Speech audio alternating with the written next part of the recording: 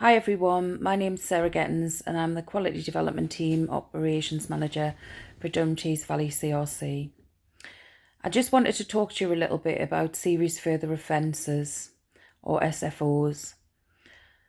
They create a massive amount of anxiety within the staff group and for all grades of staff within the organisation. It was just to try and put a little bit of perspective on what the purpose of the serious further offences are. And a lot of it is about learning from what has gone before, learning from mistakes and taking things forward.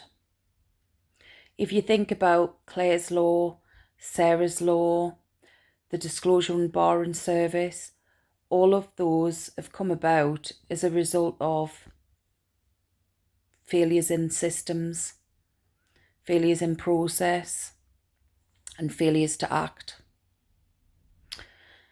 My own personal experience of serious further offences dates back to 2005.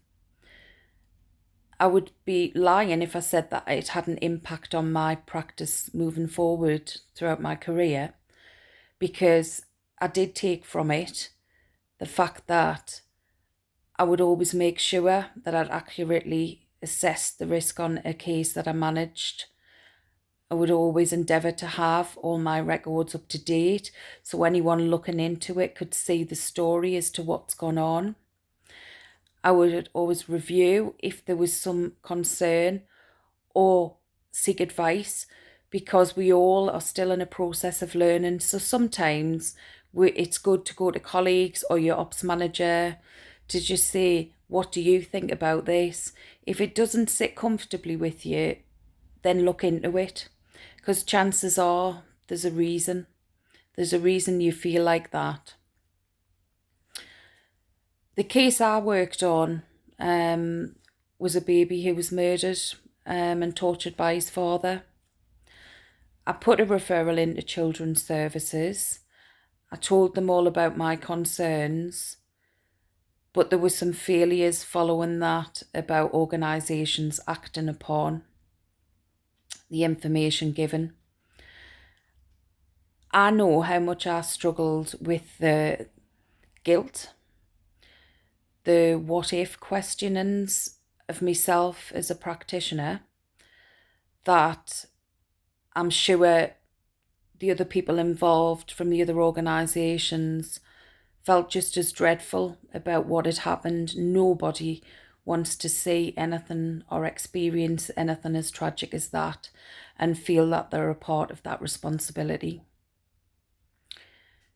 A massive help for me was accessing the counselling service, was going to speak to somebody who was impartial to the whole process and just telling them how I felt at that time. I really do think that was a key thing for me moving forward. We have access to Karen Laws. Please, if you need some support, get in touch with Karen or speak to your ops manager or your colleagues. Don't take it on board yourself. If there's something that you're concerned about or something's going on that is impacting on you, you must speak out. As practitioners, the best thing we can do to put ourselves in the best position we can be is to make sure our practice is defensible. We have solid risk management plans. We're keeping records up to date. We're making referrals to appropriate organisations, and we're seeking guidance if we're unsure. It's all a part of continuous professional development and learning, but the bigger picture is, hopefully, because we don't know what's around the corner, if something does go wrong, if the wheel does come off, everything's in place. Thank you.